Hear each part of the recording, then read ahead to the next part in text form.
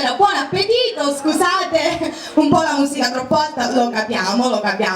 però è una serata, comunque sia ci dobbiamo divertire, giustamente non dobbiamo stare, oggi è pure venerdì, buon venerdì a tutti, buon venerdì sera, mi raccomando divertiamoci, quindi Simone puoi andare con la base, vai.